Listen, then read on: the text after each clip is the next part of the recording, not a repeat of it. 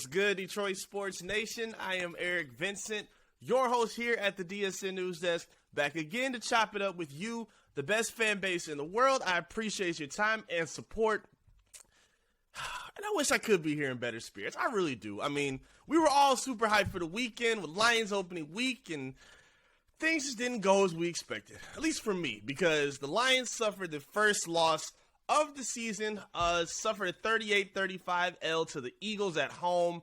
Tough nip-and-tuck game that they had many chances to win and wrap up. But of course, in Detroit Lion fashion, it always has to come to the dramatics, the possible comeback at the end, the dramatics and the flares of maybe they could pull it out at the last second, only to be let down as the clock strikes zero. Just so annoyed with this feeling. But let's dig into it, shall we?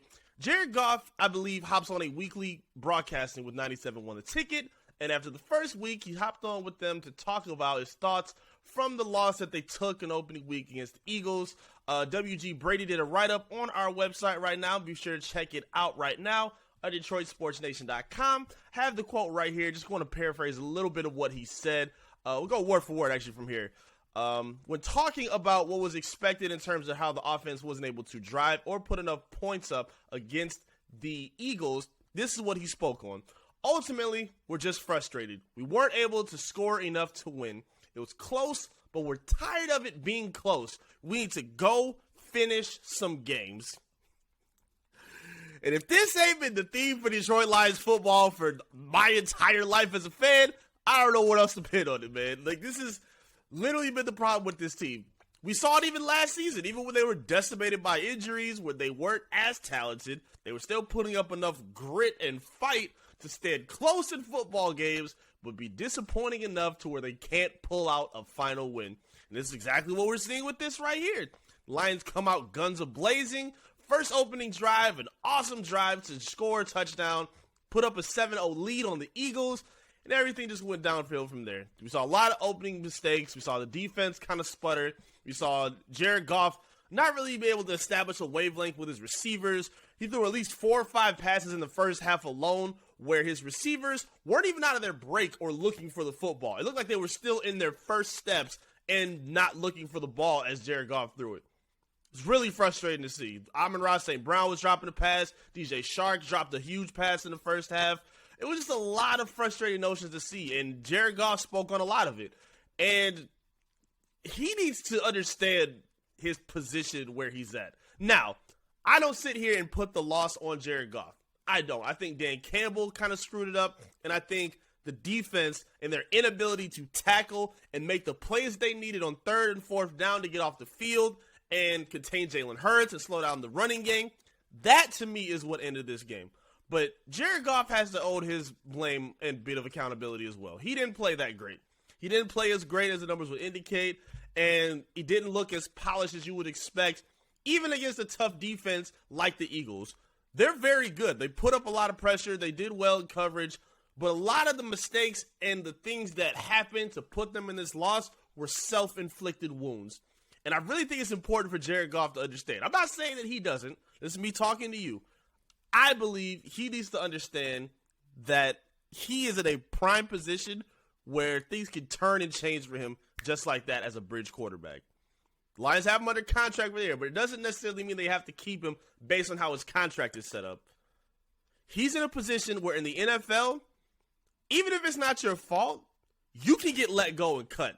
We see coaches do it happen to coaches all the time. We see it happen to players all the time. If they think that they can save a couple dollars and move on to someone that they think is more formidable and useful on this roster, that's what the NFL teams will do, including the Detroit Lions. I know they're in a very player-friendly environment with Brad Holm as a GM and Dan Campbell and his staff. They're very player and coach-friendly. That's fine.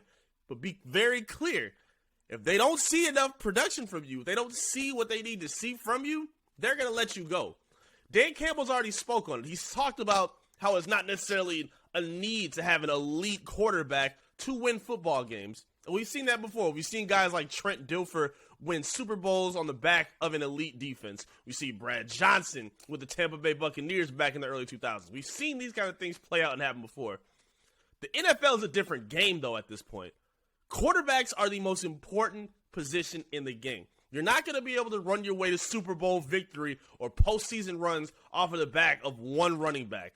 You're not going to be able to win it off of a tough defense that can't get backed up by an offense that's able to put points forward and put pressure on their opposition. If you can't throw the football, if you can't make big plays, if you can't make connection with your receivers, you're out of here.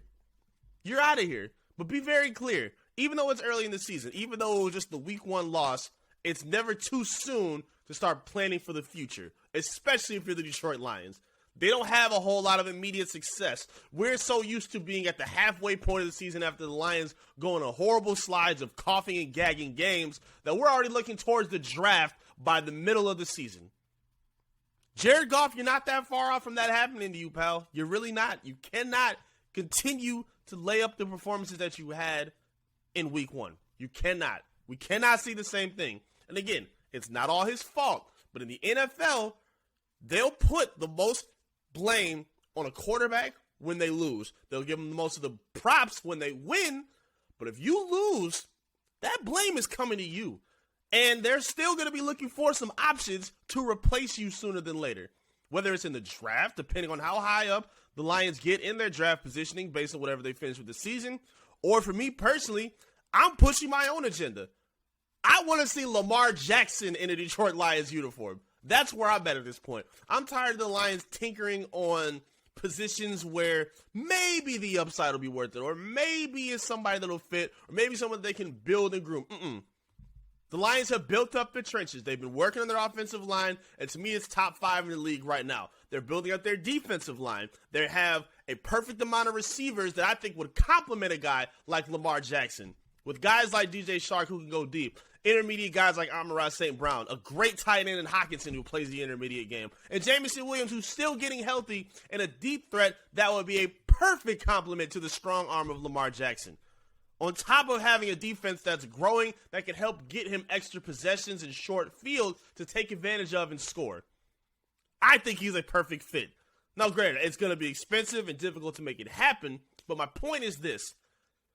If Jared Goff continues to do what we're seeing, if he doesn't step up and show that he can be a capable quarterback that makes the needed plays when the Lions need them most, they're going to be looking in different directions to replace you, pal.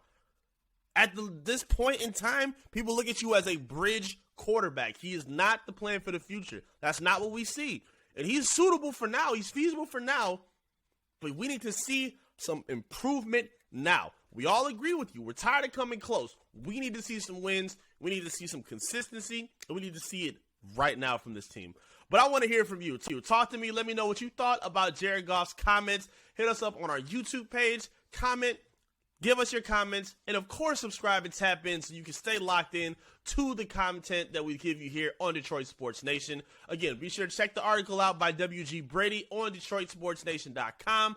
Our socials are wide open as well. Hit us up on Facebook, Twitter, Instagram, TikTok, all of the above. Make sure you're searching, subscribing, and following so you can stay tapped in with us. And of course, link in with me as well with my handle here at I am Eric Vincent on all my socials.